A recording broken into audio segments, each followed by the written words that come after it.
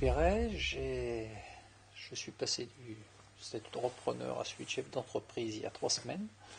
Donc c'est vraiment tout frais. C'est mon premier témoignage sur ce sujet-là. Et j'ai été accompagné par Thierry et Anne pendant 2 ans et quelques. Je ne calcule même pas le et quelques. C'était beaucoup trop long, les et quelques. Et les 2 ans aussi.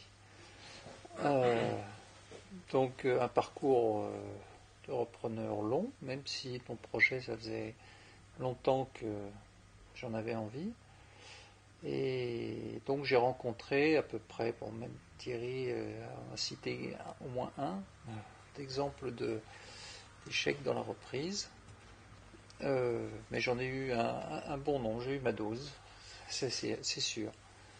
Alors quand on est repreneur, ce qui est angoissant, c'est qu'on se dit mais pourquoi moi c'est si long et pourquoi les autres ils ont trouvé plus vite que moi. Bon, heureusement, on en voit d'autres aussi avec lesquels ça dure longtemps. Alors je voulais insister sur 2 points qu'on a. Donc des faux repreneurs, des faux cédants, j'ai connu, des cédants qui voulaient vendre trop cher. Il y a 2 aspects qui n'ont pas été abordés que je me propose un peu étayer avec mon exemple. On parlait du secteur. Alors moi j'ai plutôt travaillé dans l'agroalimentaire. Et je me suis dit, c'est tout simple, je vais reprendre une entreprise dans l'agroalimentaire. Bon, alors on commence une petite entreprise qui fait des andouillettes, super, mais bon, la rentabilité de l'entreprise était faite par les 15 heures par jour que travaillait le chef d'entreprise, et c'était 6 jours par semaine, et le fait qu'effectivement il n'y avait vraiment personne pour faire le ménage dans l'entreprise, donc ça fait des économies. Voilà, donc ça c'était ma première cible. Premier mail, première de la liste. Donc, je me suis dit, on a bien avancé, ça va aller vite. Alors j'ai continué dans le domaine en cherchant dans l'agroalimentaire. Et petit à petit, dans l'agroalimentaire, je me suis aperçu que systématiquement, il y avait un problème de prix. Mais des problèmes de prix des entreprises qui avaient travaillé pendant 10 ans, les dirigeants non payés et qui voulaient se vendre en millions. Et en fait, ils calculaient toujours. Dans l'agroalimentaire, je me suis aperçu que la façon de calculer, c'était on prend le chiffre d'affaires et on met un coefficient, comme pour les bureaux de tabac. Même quand les entreprises faisaient plusieurs millions de chiffres d'affaires, le raisonnement restait le même. Donc, c'était absolument impossible à reprendre en LBO. Et en fait, c'est parce qu'il y a toujours l'idée qu'il y aura un concurrent qui un jour sera intéressé par ce chiffre d'affaires et ses parts de marché. Et sera prêt à mettre un gros chèque sur la table. À mon avis, c'est plus le cas, puisque les gros concurrents, ils attendent que les petits passent de vie à trépas, tranquillement, et comme ça, ils récupéreront le chiffre d'affaires. Donc, mais bon, les chefs d'entreprise n'ont pas forcément cette vision-là. Et donc, il a fallu que... Alors, je l'avais anticipé dès le départ en me disant... si l'agroalimentaire c'est pas ça, j'irai ailleurs. Donc je suis allé voir ailleurs. En attendant, presque un an était passé. Donc c'était. Alors je suis allé voir ailleurs, dans d'autres domaines. J'ai eu d'autres échecs pour d'autres raisons assez variées. Et puis finalement, les derniers temps, j'ai eu 2 projets que j'ai menés en parallèle et sur lesquels j'ai. Un premier projet qui est, en fait, c'est que le timing du cédant, elle se vendra cette entreprise, elle se serait vendue sûrement à moi, mais ce sera sans doute dans un an. Bon, j'avais pas encore un an à attendre. C'est le problème. Et alors l'entreprise que j'ai reprise, finalement, n'a rien à voir. Elle est avec ce que j'ai cherché au départ. Elle fait de l'outillage pour les bijoutiers. Donc c'est un métier de niche. Tout à fait, vraiment une niche. Il y a quand même une concurrence. La concurrence, elle est à 150 mètres. L'autre fournisseur, et puis il y en a un à Paris. Donc c'est vite fait, mais ça suffit pour un marché aussi petit pour que ce soit un véritable marché concurrentiel. Donc je me suis lancé là-dedans, j'ai regardé les bilans, on a fait une proposition de prix, et on a quand même dit, mais bon, on signe, c'était au mois de juillet dernier, j'ai signé un protocole, et dans le protocole, il y avait quand même quelques conditions sur la clôture du 31 août, donc dans quelques jours, sera conditionnel, il conditionnera le prix, et avec des fourchettes, avec des... Et puis le bilan est arrivé, donc signature donc le 2 août du protocole, arrivé les chiffres au 15 octobre, en fait ils n'étaient pas du tout en ligne avec ce qui était prévu. Donc le résultat c'était la moitié. Donc ça change quand même tout à fait.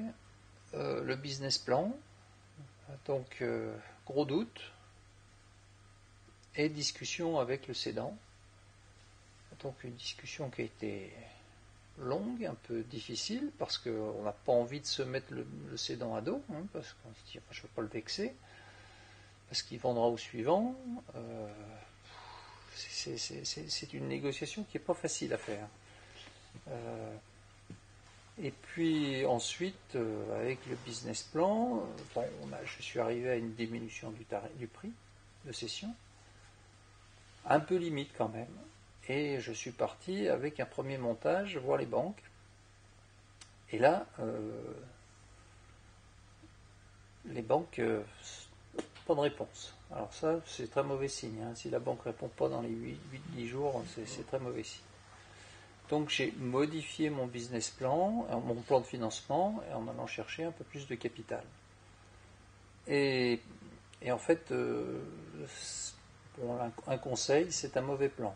Il vaut mieux avoir vraiment préparé et arriver tout de suite avec la bonne enveloppe sur la table. Parce que remodifier, en fait, les banquiers disent qu'ils re-regardent, mais ils ne re-regardent pas. Voilà. Ils ont dit, il n'y en a pas assez, ça ne va pas, hop, c'est rangé. Donc, heureusement, j'ai quand même réussi à trouver des banquiers.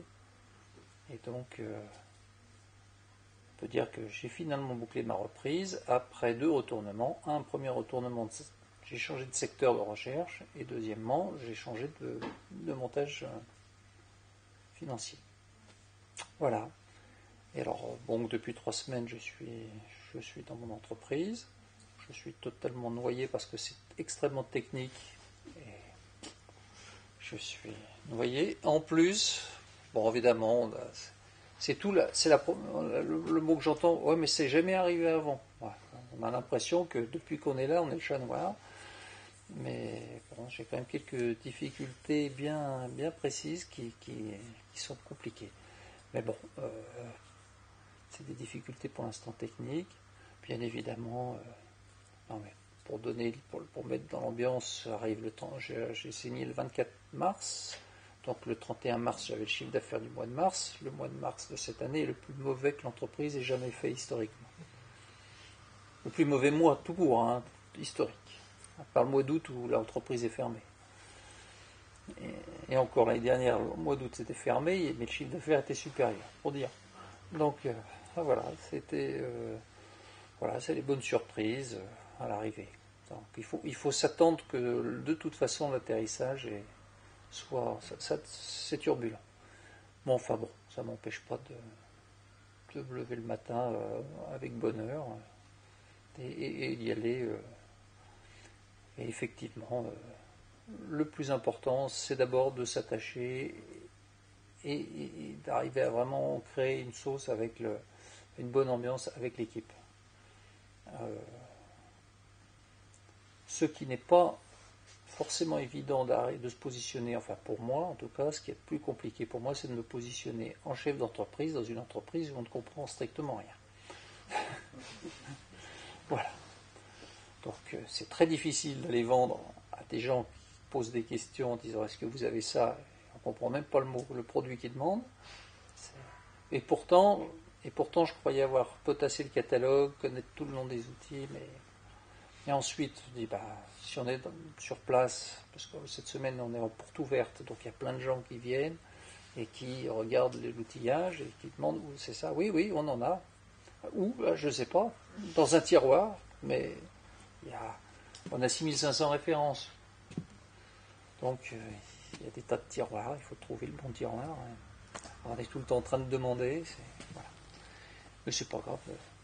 Moi, je suis de naturel, j'aime bien apprendre, donc j'apprends et au moins je me fais plaisir. C'est ce que je me dis, au moins tu as appris quelque chose aujourd'hui, tu t'es fait plaisir. Ben voilà. Voilà. C'était ce que je voulais vous dire sur la façon de rebondir. Il y a des solutions, mais il faut vraiment s'accrocher.